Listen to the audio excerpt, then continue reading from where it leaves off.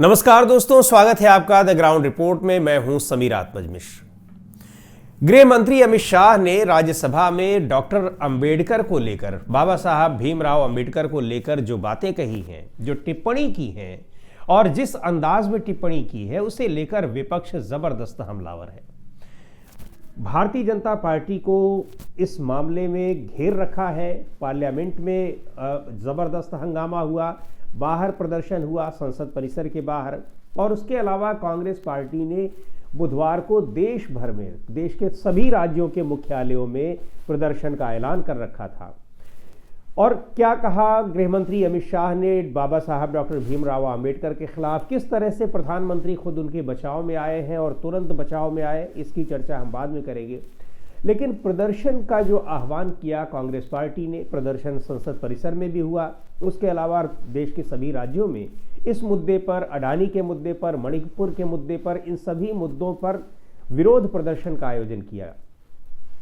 लेकिन विरोध प्रदर्शनों में जिस तरह से प्रदर्शनकारियों की आवाज दबाने की कोशिश की गई, उन्हें रोकने की कोशिश की गई, उनका दमन किया गया, वो हैरान करने वाला है और लोकतंत्र में इसकी कल्पना तक नहीं की जा सकती है। इस तरह से प्रदर्शनकारियों को उनको रोकने के लिए या उनका दमन करने के लिए जो तरीके आजमाए गए, वो बहुत ही घातक तरीके थे, निंदनीय तरीके हैं, और उन तरीकों की वजह से सैकड़ों लोग घायल हुए, बीमार हुए, और दुर्भाग्य से 2 लोगों की मौत हो गई। उनमें से एक लखनऊ में, एक प्रभात पांडे, और दूसरे असम की राजधानी गुवाहाटी में मृदुल इस्लाम नाम के एक युवक की मृत्यु हो गई। विरोध, लखनऊ की बात करें तो प्रदर्शनकारियों को रोकने के लिए पहले तो कांग्रेस पार्टी के जो भी बड़े नेता थे, वो जहां भी थे, वो नोएडा से, गाजियाबाद से लेकर वो हरदोई, इलाहाबाद, जहां के भी थे, उन सभी जगहों पर उनको रोक दिया गया। एक दिन पहले ही उनके घर पुलिस पहुंच गई और ये कहा गया कि अब आप जा नहीं सकते हैं। ये विरोध प्रदर्शन को रोकने का भारतीय जनता पार्टी की सरकारों का ये नया तरीका है। जाने से ही रोक देते हैं, आपको घर से निकलने ही नहीं देंगे, आपको नज़रबंद कर लेंगे। कैसे आप नज़रबंद कर लेते हैं, ये सवाल उनसे कोई पूछ नहीं सकता है।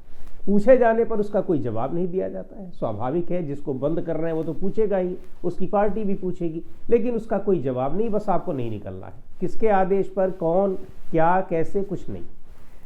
अब लेकिन फिर भी तमाम प्रदर्शनकारी थे, तमाम नेता थे जो पहले कांग्रेस पार्टी मुख्यालय में इकट्ठा हुए, उसके बाद वहां से लखनऊ में विधान भवन की ओर बढ़ने लगे। विधान भवन को घेरने का ऐलान किया गया था। उनको रोकने के लिए ज़बरदस्त तरीके से बैरिकेडिंग की गई थी, और जो बैरिकेडिंग की गई थी, उनके ऊपर बैरिकेड करने के लिए वो एक लोहे की जैसी वो टीन की दीवारें होती हैं, जो आपने देखा होगा, बैरियर्स कई जगहों पर पुलिस के लगे रहते हैं, उनको इकट्ठा करके रोका जाता है, वो बैरिकेडिंग की जाती है। लेकिन ये बैरिकेडिंग केवल उस तरह की नहीं थी, स्पेशल तरीके के बैरिकेड्स मंगाए गए थे, और उनके ऊपर नुकीली कीलियां लगी हुई थी, दोनों तरफ भाले लगे हुए थे। यानी अगर इसको लांघने की कोई कोशिश करेगा तो सीधे मौत के मुंह में वो जाने का प्रयास करेगा।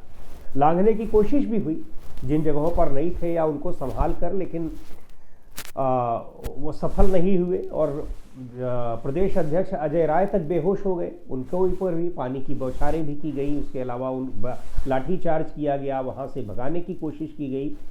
उसी दौरान इस युवक की, कई लोग बेहोश हुए और कई लोग घायल हुए, ऐसा नहीं कि वही, लेकिन उसकी वहां पर मृत्यु हो गई। मृत्यु होने के बाद जो कांग्रेस का पार्टी के प्रदेश अध्यक्ष है, सीधे तौर पर वो आरोप लगा रहे हैं कि प्रदर्शन के दौरान उसको चोटें आई हैं, गंभीर चोटें आई हैं, और ऐसा लगता है कि जो भालेदार बैरिकेडिंग थी वो उसके सिर के पीछे की ओर लग गई, जिससे अचानक वो बेहोश हुआ और उसकी मृत्यु हो गई। ये तरीका था, यही गुवाहाटी में यही तरीका अपनाया गया। पानी की बौछारें की गई, लाठीचार्ज किया गया प्रदर्शनकारियों के ऊपर, और यहां तक कि इतना पीटा गया, वहां तमाम पत्रकारों को भी बहुत ज्यादा चोटें आई हैं, जमकर पीटा गया वहां पर।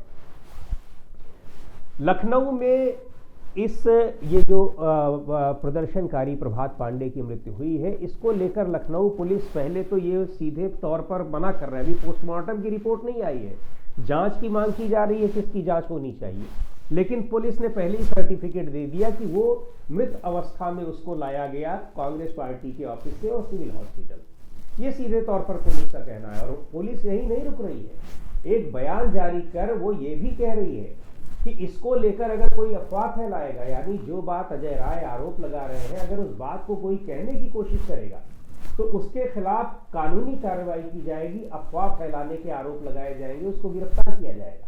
ये धमकी भी दी जा रही है, यानी जो पुलिस कह रही है आपको वही बात मानना है और उसके अलावा कोई बात आप कह ही नहीं सकते। जिन्होंने देखा है, जो वहां प्रदर्शन में मौजूद है, वो सीधे तौर पर ये कह रहे हैं, जिम्मेदार व्यक्ति हैं, कई बार के विधायक हैं, एक राष्ट्रीय पार्टी के प्रदेश अध्यक्ष हैं, जिस पार्टी के 100 सांसद हैं लोकसभा में, उस पार्टी का नेता है, सीधे तौर पर आरोप लगा रहा है, लेकिन पुलिस कह रही है कि अफवाह है, इस बात को कोई दूसरा नहीं कहेगा। यानी आप बर्बर तरीके से, इतनी बर्बरता के साथ प्रदर्शनकारियों को रोकेंगे, उनको आप जाने से मना करेंगे, ठीक है, रोकना है, अच्छी बात है, लेकिन आप भाले लगा देंगे, कांटे लगा देंगे कि अगर उन पर चले और कोई गिर गया तो सीधे मौत उसकी हो जाए, पानी की बौछारें कर देंगे, लाठी चार्ज कर देंगे कि भगदड़ मचे, उसमें 10-20 लोग मर जाए। ये इस तरह का प्रदर्शन, लोकतंत्र में प्रदर्शन का कितना महत्व है, ये किसी को बताना पड़ेगा। जिन पार्टियों की सरकारें हैं वो भी धरना, प्रदर्शन और आंदोलनों की बदौलत ही आगे आई है। ऐसा नहीं है कि वो ऐसे ही आई और सरकार में, लेकिन इन्हीं ये होता है कि जिसके जरिए आप आगे बढ़ते हैं, तो ऐसे लोग जिनके लिए हम शब्द नहीं कह सकते हैं, उनके लिए बहुत सारे शब्द साहित्य में इस्तेमाल किए गए हैं, किताबों में इस्तेमाल किए गए हैं, मुहावरे इस्तेमाल किए गए हैं, खुद गोस्वामी तुलसीदास जी ने भी इस तरह की बातें कही गई हैं कि ये वो लोग होते हैं जो जिसके जरिए आगे बढ़ते हैं, आगे बढ़ने के बाद, सफल होने के बाद उसी को नष्ट कर देते हैं।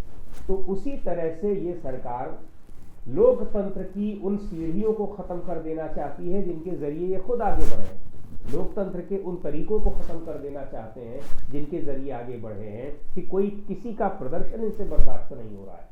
आप प्रदर्शन को रोक नहीं पा रहे हैं, आपकी विफलता है, तो आप प्रदर्शन को रोक नहीं पाएंगे तो आप किसी को गोली मार देंगे, किसी के वो भाले, कांटेदार भालों के आगे आप उनके आगे लगा देंगे।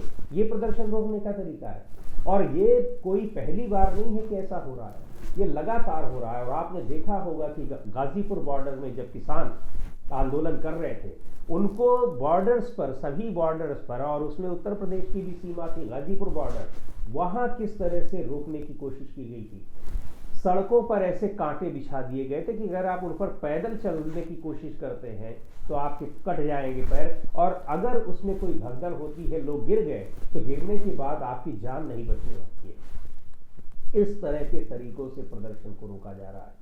इसको लेकर अब जबरदस्त तरीके से कांग्रेस पार्टी हमलावर है और विपक्ष भी हमलावर है।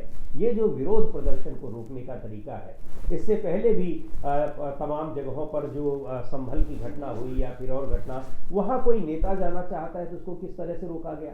पिछले दिनों संभल जाने की तैयारी कर रहे थे राहुल गांधी, प्रियंका गांधी, उनको दिल्ली की सीमा पर ही रोक दिया गया। और कांग्रेस समाजवादी पार्टी का प्रतिनिधिमंडल जा रहा था, उसको वहां पर नेता प्रतिपक्ष जो है विधानसभा में माता प्रसाद पांडे, उनके घर में ही नजरबंद कर दिया गया, कैद कर दिया गया। इससे पहले अखिलेश यादव को नजरबंद कर दिया गया। तो प्रदर्शन को रोकने का ये तरीका है, नेताओं को कहीं जाने नहीं देंगे, और अगर कहीं किसी मामले पर विरोध प्रदर्शन हो रहा है, आंदोलन हो रहा है, तो नेताओं को घर से नहीं निकलने देंगे, और निकल भी गए तो इस बर्बर तरीके से उनको बाहर वापस भेजने की कोशिश करेंगे कि जिसकी एक लोकतंत्र में कल्पना भी नहीं की जा सकती। आखिर ऐसा आप कैसे कर रहे हैं? और कोर्ट भी इस तरह के प्रदर्शनकारियों को रोकने के इस तरीके का संज्ञान क्यों नहीं ले रहा है, यह और हैरानी की बात है। और बहरहाल ये जो पूरा मुद्दा है, इस मुद्दे पर तो जबरदस्त तरीके से घिर गई है भारतीय जनता पार्टी, और गृह मंत्री अमित शाह वो घिर गए हैं कि डॉक्टर आंबेडकर को लेकर जिस तरह की उन्होंने बात कही है, वो बात अब विपक्ष कह रहा है कि ये भारतीय जनता पार्टी की सोच है, संघ की यही सोच है, जो बार बार उनके नेताओं के बयानों में साफ झलक जाती है। और अब की बार तो सीधे तौर पर उन्होंने अपनी पूरी बात कह दी, संसद के भीतर कह दी। तो उसको लेकर तो जबरदस्त हंगामा मचा हुआ है, लेकिन विरोध प्रदर्शन को रोकने का ये जो बर्बर तरीका इस्तेमाल किया जा रहा है, लोकतंत्र में इसे कतई जायज नहीं ठहराया जा सकता। तो दोस्तों, आज के इस वीडियो में इतना ही। अगले वीडियो में फिर मिलेंगे एक नए विषय के साथ, एक नए मुद्दे के साथ। द ग्राउंड रिपोर्ट के यूट्यूब चैनल को आपने अब तक सब्सक्राइब न किया है तो जरूर कर लें, हमारा उत्साहवर्धन करें, हमारे वीडियोज को लाइक करें, शेयर करें और अपने सुझाव भी हमें जरूर भेजें।